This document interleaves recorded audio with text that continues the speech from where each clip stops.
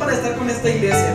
Y el único deseo de mi corazón, hermanos, en esta mañana es que podamos salir de este lugar diciendo que tenemos un Dios grande. El único deseo de mi corazón es que podamos salir de este lugar proclamando que el Dios en el que hemos creído es un Dios de poder, es un Dios de misericordia, pero también es un Dios que hace cosas extraordinarias en nuestras vidas. Quiero invitarle, por favor, que abra su Biblia en el libro de los Hechos, capítulo 1, y vamos a leer el verso número 8. Hechos 1:8.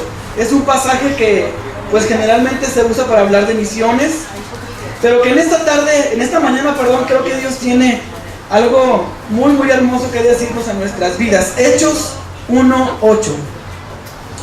Si ya lo encontró ahí, vamos a leerlo todos juntos. Hechos capítulo 1, y leemos juntos el verso número 8. Dice así: pero recibiréis poder cuando haya venido sobre vosotros el Espíritu Santo, y me seréis testigos en Jerusalén, en toda Judea, en Samaria y hasta lo último de la tierra.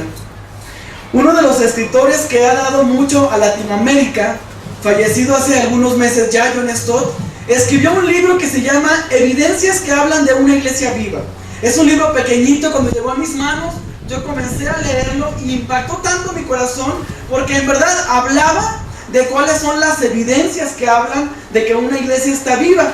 Y yo quise aplicar este libro basado en la palabra de Dios a mi vida y decir, ¿cuáles son las evidencias que hablan de que un cristiano está vivo? Porque déjenme decirle que hay iglesias que pueden tener nombre de que viven, pero el libro de Apocalipsis dice: a ti, iglesia, que tienes nombre de que vives, pero la verdad es que estás ¿qué?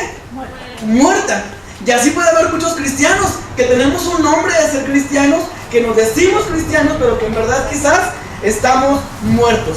El hermano John Stott habla de 3 principios o 3 características acerca de evidencias de un cristiano que está vivo. La primera de ellas es la diaconía. Hermanos, diaconía es una palabra griega que traducido al español quiere decir servicio. Diaconía quiere decir servicio. Un cristiano que está vivo es aquel que practica el servicio, es aquel que está dispuesto a servir, es aquel que le ha puesto pies y manos a su fe y le ha dicho: Dios, aquí está mi vida, ¿en qué te puedo servir? ¿Sabe? Algo interesante que podemos encontrar en la palabra de nuestro Dios es que el Señor Jesucristo es uno de los ejemplos más extraordinarios hablando del servicio. Y yo veo a un Señor Jesús que se ciñó su bata, su túnica, tomó la toalla y tomó aquella bandeja con agua y comenzó a lavar los pies de los discípulos. Y les dijo: si alguno quiere ser el mayor, debe de comenzar ¿por qué?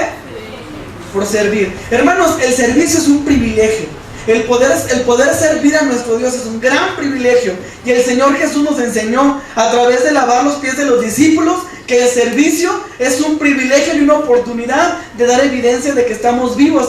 Yo sé que el lavar los pies de los demás muchas veces no es la cosa más fácil del mundo, Y hemos estado en comunidades étnicas en la Sierra de Oaxaca donde los pies de las personas no parecen los pies más agradables para tocar.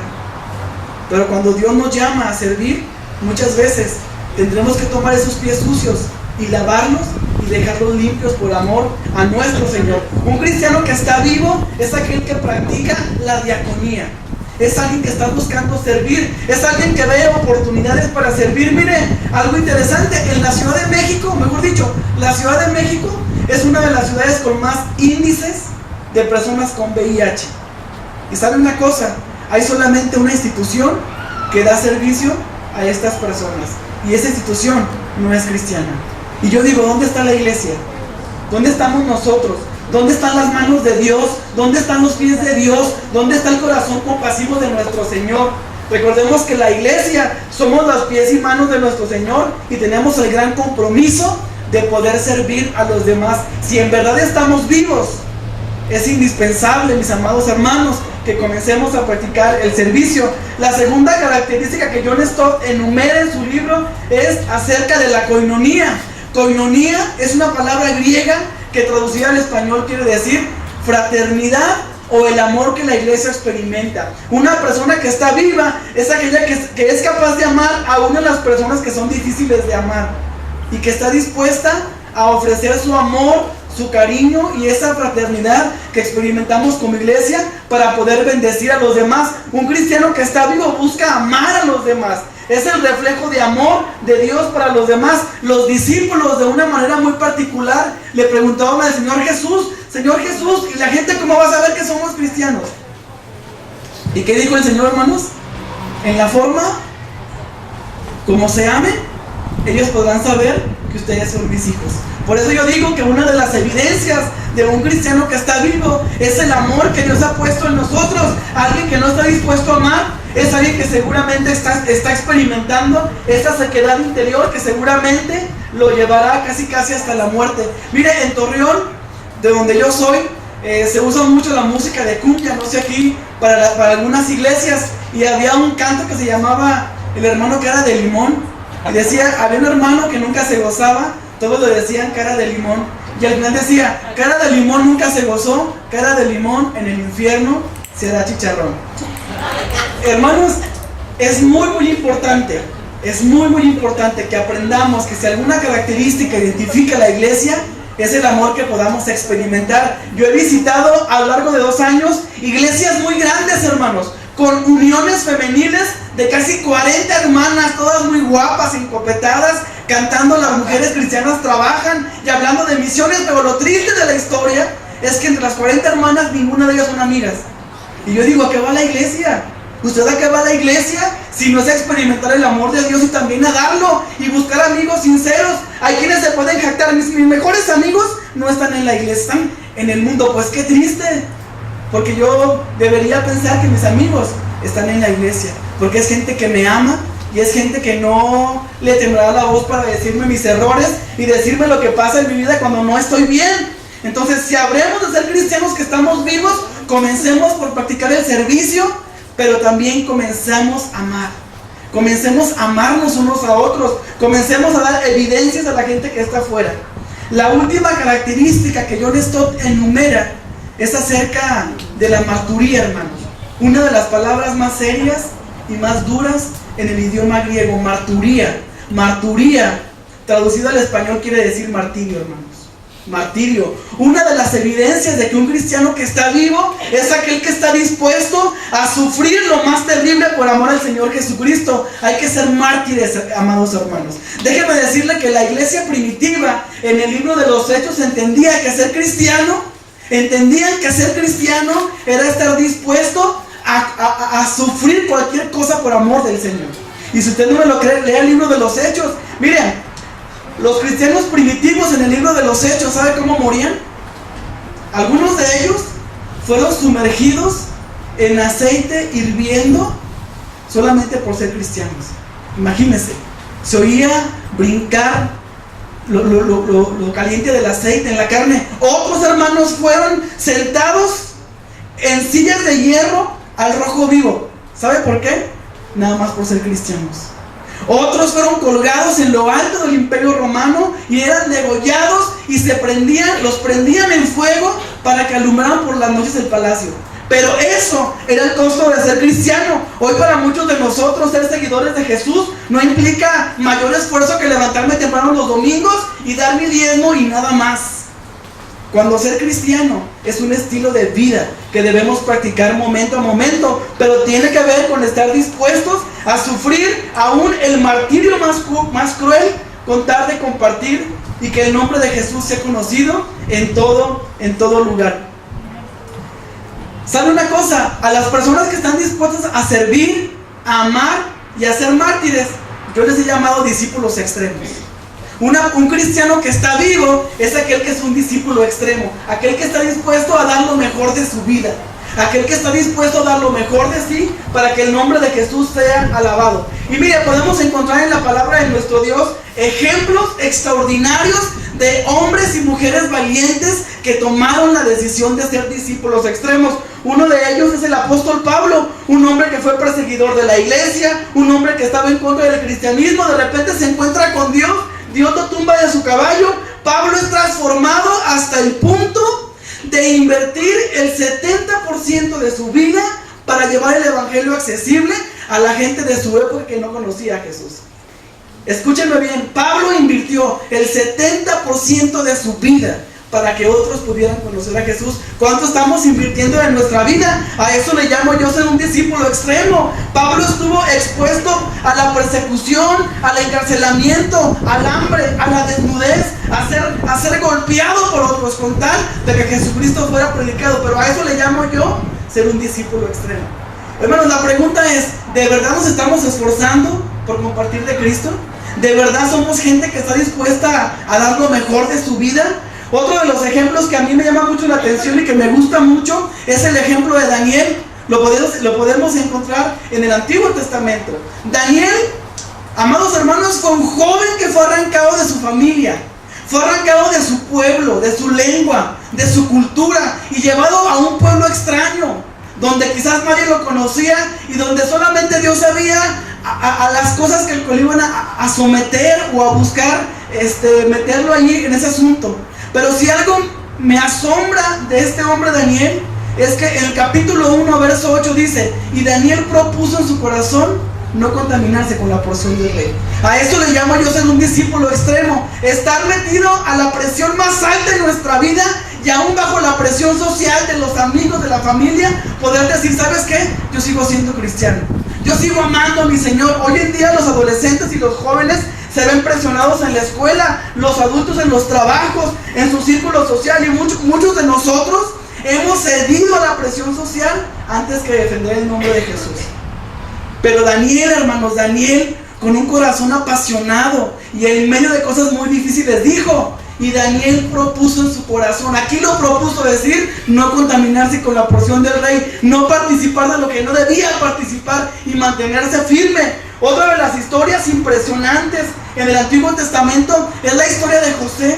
Usted puede encontrar la historia de José en el libro de Génesis, y usted puede quizás en media hora leerse la historia completa de José. Pero ¿sabe una cosa? Esa historia nos enseña algo muy interesante. José, número 1, era el más amado por sus papás. De todos sus hermanos, José era el consentido, el amado, era el especial. Y los hermanos, quizás ante la envidia y ante la presunción de qué tan amado era José, dice que lo tomaron. ¿Y sabe qué hicieron con él? Lo hicieron pasar por muerto.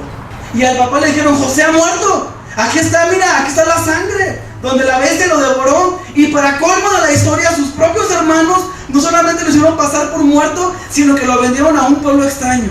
Imagínense. Y usted puede leerlo en media hora, pero ¿usted cree que José lo digirió en media hora? Fue algo difícil para él.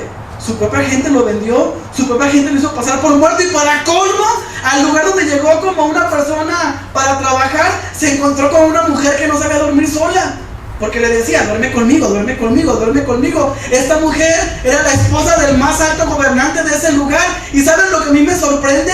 Yo estoy seguro que aquella mujer que seducía a José no era fea, seguramente debe haber sido una mujer muy guapa, exuberante, como las mujeres de aquel lugar.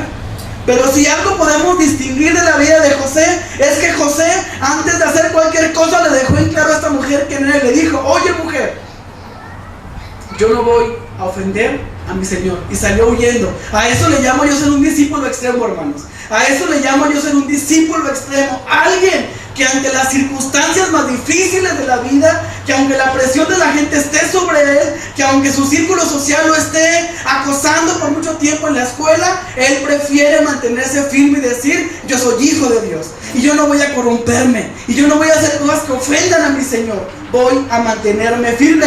De eso se trata ser un discípulo extremo. De hecho, de eso habla Hechos 1:8. Amados hermanos, nosotros como familia estamos en un proyecto al norte de África, mi esposa, mi hijo y yo. Y sabe una cosa, como familia hemos aprendido que Dios no va a llevarnos a ese país si no estamos dispuestos a dar lo mejor de nuestras vidas.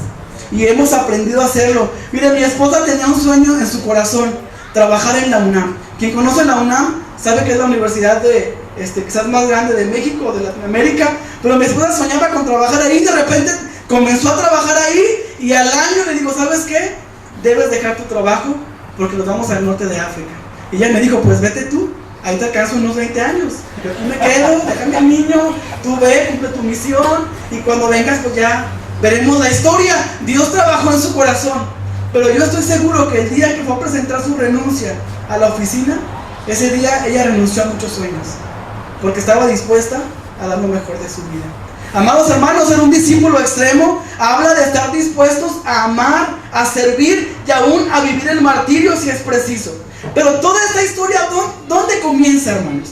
Porque ya a este punto de la meditación ya tenemos claro en nuestra mente que es ser un discípulo extremo. Alguien que está dispuesto a servir, a amar y a ser mártir si es preciso. Pero ¿dónde comienza la historia? ¿Cómo podemos llegar a ser discípulos extremos? Y mire, basados en Hechos 1:8, hay 3 principios en la Biblia, 3 principios que pueden llevarnos a ser un discípulo extremo. El primero de ellos, para ser un discípulo extremo, tenemos que partir de una experiencia personal. Si queremos ser un discípulo extremo de Jesús, si queremos dar lo mejor de nuestras vidas, si queremos hacer lo mejor para el Señor, debemos comenzar con una experiencia personal. El pasaje dice, pero recibiréis poder cuando haya venido sobre vosotros, ¿quién? Pero habla de una experiencia personal.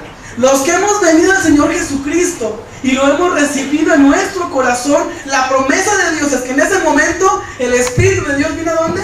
A nuestro corazón, y somos el templo, somos la casa donde Dios vive. Pero tristemente, hermanos, ese momento de alegría, ese momento de gozo, de euforia, mire, cuando uno conoce por primera vez el Evangelio y cuando uno conoce por primera vez el Señor, queremos compartirle a todas las personas. Salimos a la calle y hasta nuestro rostro es diferente. La gente dice, ¿qué le pasó? Es más sonriente, es más, se ve más guapo. Y es verdad. La Biblia dice que el corazón alegre, ¿qué hace? Hermosea el rostro.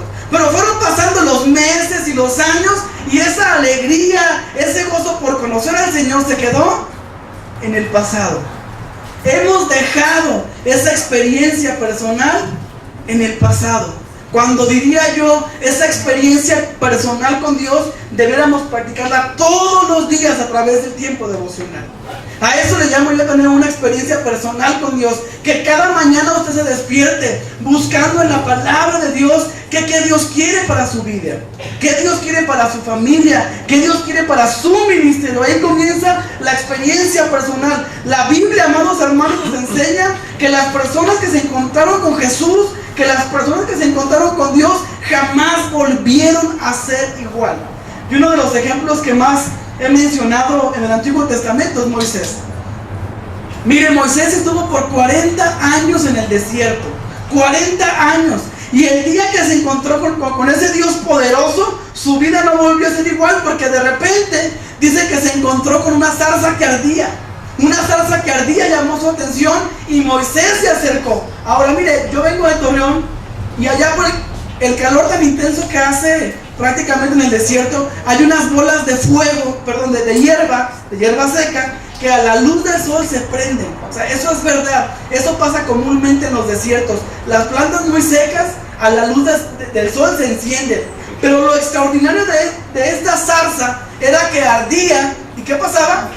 No se consumía, seguía ardiendo. Entonces Moisés se acerca y de repente una voz le habla y le dice, Moisés, Moisés, quita las sandalias de tus pies, porque el lugar que pisas, santo es. Pero es impresionante. Moisés se encuentra con Dios y el primer llamado que Dios hace a su vida es a la ¿qué? A la santidad. Entonces, tener un encuentro personal con Dios cada día nos transforma nuestro estilo de vida, transforma nuestro pensamiento. Usted no puede arrodillarse por la mañana y buscar la presencia de Dios y levantarse de ahí igual como se arrodilló. Tiene que levantarse diferente, porque encontrarnos con Dios nos transforma la vida. Otro de los ejemplos también que encontramos en el Nuevo Testamento es, por ejemplo, el endemoniado gadareno. Un hombre que vivía en los panteones, que se golpeaba, que se maltrataba, que estaba poseído por demonios. Jesús pasó por ahí. Lo liberó, hermanos. Yo no sé qué pasó después de que Jesús oró por él. Si lo bañó, le recortó la barba. Pero yo podría decir que lo dejó como un artista ahí bañado, arreglado, irreconocible, hermanos. Y lo que este hombre dijo, Señor, déjame seguirte. Y Jesús, ¿qué le dijo? No. Ve a los tuyos y cuéntale cuántas cosas y maravillas yo he hecho en tu vida. pero aquel que se encuentra con Jesús jamás vuelve a ser igual. Encontramos también a la mujer samaritana en el Nuevo Testamento, una mujer que se dedicaba a la prostitución, una mujer que era señalada por todas las personas. Un día va al pozo a sacar agua, se encuentra con Jesús y ¿sabe una cosa? La vida de esta mujer no volvió a ser igual. Hay quien dice que fue la primera misionera en el Nuevo Testamento. Yo no sé, pero lo que sí puedo entender es que encontrarnos con Jesús nos transforma la vida, hermanos. Hermanos, muchos de nosotros hemos dejado de practicar el tiempo devocional con Dios. De verdad, oramos cada mañana, oramos cada tarde, pedimos la dirección de nuestro Dios. Mire, muchas veces estamos pasando por crisis en nuestra vida, enfrentamos un problema, enfrentamos otro problema, y de repente decimos, ah caray, como que este problema yo ya lo había vivido antes. Y nos pasa lo mismo que el pueblo de Israel. El pueblo de Israel estuvo 40 años en el desierto. Y mire, pasaban por las mismas piedras y decían, estas piedras ya las conocemos, ¿no? Pues sí, tenían pasando ahí muchos años. Pero lo que pasaba es que el pueblo de Israel, en lugar de arrepentirse, en lugar de volverse a Dios, en lugar de pedir la dirección de Dios, estaban aferrados en su vana manera de vivir. Amados hermanos, mientras que no recurramos a ese encuentro personal con Dios, mientras que no recurramos a la palabra de Dios, estaremos pasando las mismas crisis cada día, cada año y cada vez que Dios lo permita en nuestras vidas. Tenemos que buscar pues esa experiencia personal con nuestro Dios. Mire, algo que he compartido de mi historia es que, hablando de buscar la respuesta en Dios, cuando yo tenía como unos 12 o 13 años, yo llegué a mi casa en Torreón, Coahuila, y estaba mi mamá platicando con una vecina.